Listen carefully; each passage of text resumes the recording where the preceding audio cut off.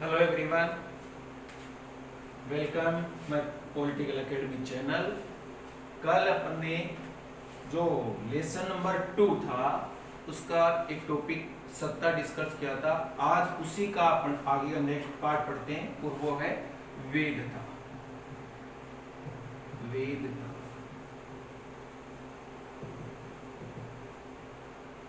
Legitimacy. वेदता तो जो 12th की बुक है उसमें वेदता एक छोटा सा पार्ट है, ज्यादा इसका विस्तृत वर्णन नहीं है, तो अपन इसको पार्टों में डिवाइड करके पढ़ेंगे कि वेदता का अर्थ क्या है,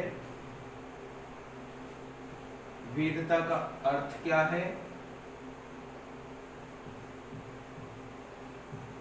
वेदता का इतिहास, इसके आगे वेदता के साधन, वेदता प्राप्ति के साधन और वेदता संकट।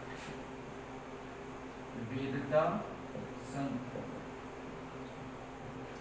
इन टॉपिक्स के बारे में अपन विस्तृत रूप से पढ़ेंगे आगे।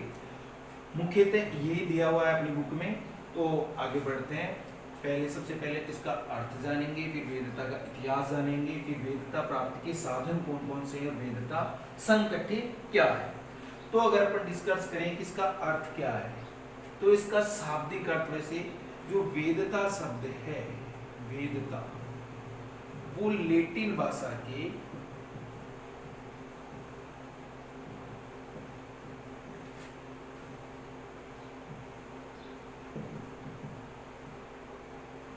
लेजिटिमस शब्द से बना है। किसके? लैटिन भाषा के लेजिटिमस शब्द से बना है, जिसका अर्थ होता है लॉफुल अर्थात वैधानिक, अर्थात वैधानिक। ये वेदता का शाब्दिक अर्थ है, यानी कि वेदता जो जिसको अंग्रेजी में लेजिटिमसी कहते हैं, उसका शाब्दिक अर्थ ये लैटिन भाषा के लेजिटिमस शब्द से बना है, और लेजिटिमस शब्द का अर्थ होता है लॉफुल अर्थात वैधानिक। और अगर अपन इसकी बात करें तो सामान्य अर्थ में, सामान्य अर्थ में इसको परिभाषित कर सकते हैं कि वेदता जन सहमति है। जन सहमति अर्थात लोगों द्वारा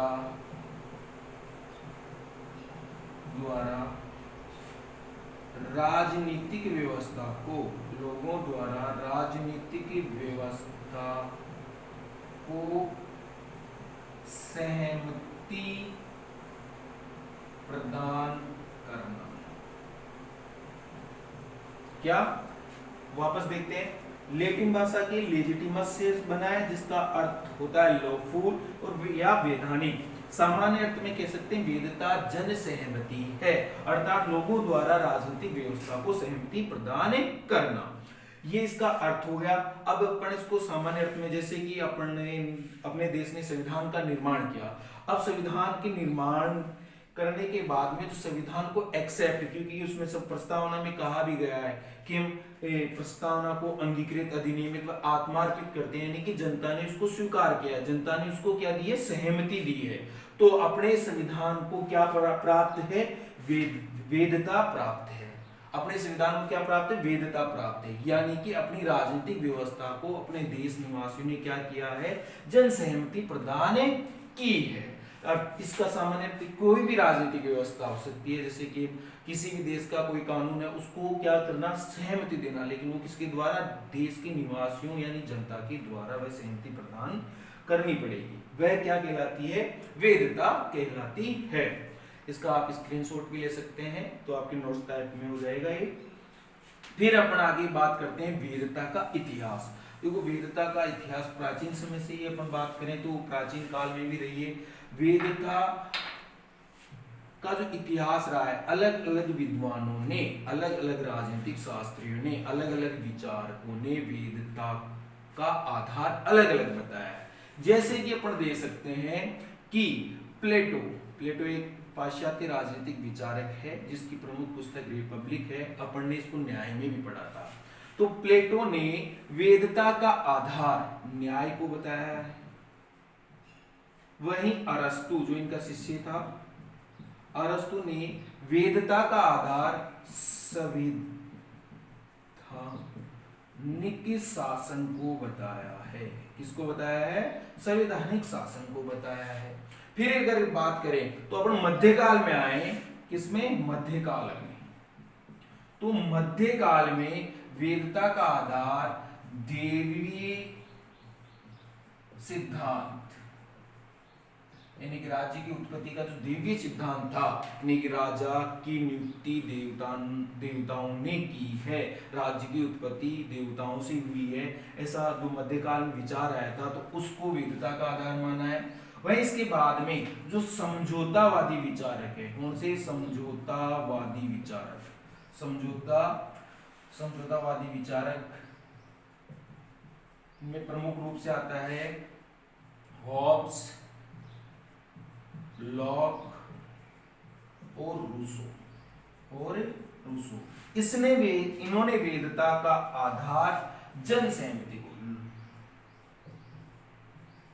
लोक सहमति या जन सहमति को बताया है। फिर इसके बाद में आधुनिक लोकतांत्रिक जो देश, आधुनिक लोकतांत्रिक देशों में इसका आधार जन सहमति को ही माना है। जन सहमति यानी कि जनता द्वारा आपके कानूनों को सहमति प्रदान करना। ये तो हो गया पाश्चात्य कल्चर का। भाई प्लेटो ने किस आधार मान लिया इसको? किसका? न्याय, वेदता का आधार। अरस्तु ने संवैधानिक शासन को, मध्यकाल में देवीय सिद्धांतों को, समझौतावादी विचारकों ने जिनमें प्रमुख हॉब्स, लॉक, रूसो हैं, लोक सहमति। आधुनिक जो लोकतांत्रिक देश है वो भी जन सहमति को मानते हैं, है ना।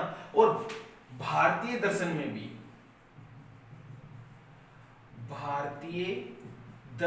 वेदता की बात, वेदता पे विस्तृत उल्लेख मिलता है कि जो मनुस्मृति है, जो मनु द्वारा रचित, और कौटिल्य का अर्थशास्त्र है, कौटिल्य का अर्थशास्त्र, इनमें वेदता का आधार राजा के कर्तव्यों को माना है, राजा के कर्तव्यों को माना है।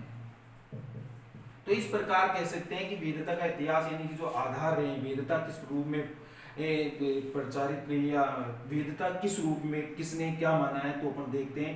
प्लेटो ने न्याय, अरस्तु ने संवैधानिक शासन, मध्यकाल में देवी सिद्धांत, समझौतावादी विचारकों में हॉब्स, लॉक, रूसो, है ना, और लोकतांत्रिक देशों में भी इसको जन सहमति, और भारतीय जो दर्शन है मनुस्मृति, कौटिल्य का जो अर्थशास्त्र, उसमें राजा के कर्तव्यों आदि को वेदता का आधार माना है।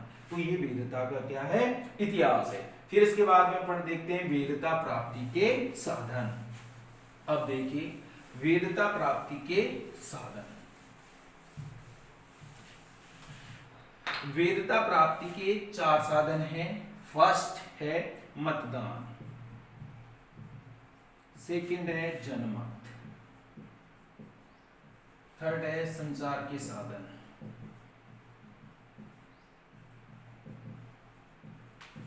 और फोर्थ है राष्ट्रवाद। एग्जाम में छोटा क्वेश्चन पूछा जा सकता है, वेदता प्राप्ति के साधन बताइए। मतदान, जनमत, संचार के साधन, राष्ट्रवाद। अर्थात वेदता किस माध्यम से अपन को प्राप्ति होती है, किन साधनों से वेदता प्राप्ति हो सकती है, तो उसमें मतदान। अब जैसे वेदता प्राप्त करना, यानी कि जैसे चुनाव हो रहे हैं, मतदान द्वारा लोग क्या कर रहे हैं? शासन में भागीदारी निभा रहे हैं, यानी कि उनको सहमति प्रदान कर रहे हैं, भाई हमारे पे ये जनप्रतिनिधि हमारे पे शासन करें। तो मतदान द्वारा भी क्या प्राप्त की जा सकती है? वेदता। जनमत, किसी भी मुद्दे पे जनमत संग्रह करवाया जा सकता है, तो जनमत द्वारा भी क्या प्राप्त की जा सकती है? वेदता। संचार के साधन, अब संचार के साधन जैसे कि अखबार यानी समाचार पत्र हो गए, और सोशल मीडिया हो गया, है ना, जो टीवी टेलीविजन वगैरह पे जो समाचार मिले वो हो गए, है ना। तो जो भी संचार के साधन माध्यम है, उनके द्वारा भी वेदता प्राप्ति की जा सकती है। जैसे न्यूज चैनलों पे डिबेट हो रही है, डिबेट द्वारा भी उनको वेदता प्रदान कर दी जाती है। तो ऐसे कई साधन है, यानी संचार के माध्यम से जो सोशल मीडिया वगैरह आदि के माध्यम से के भी क्या प्राप्त की जा सकती है, वेदता प्राप्त की जा सकती है। और राष्ट्रवाद द्वारा भी वेदता प्रदान, कई बार कई कानून अपने हित में नहीं होते, फिर भी राष्ट्रवाद के कारण लोग उनको सहमति प्रदान करते हैं, तो राष्ट्रवाद से भी वेदता प्राप्त की जाती है। तो देखो वेदता प्राप्ति कितने साधन है, 4, मतदान, जनमत संग्रहण, संचार के साधन और राष्ट्रवाद। तो अपन ने देखा वेदता का अर्थ, फिर उसके बाद में वेदता प्राप्ति के साधन।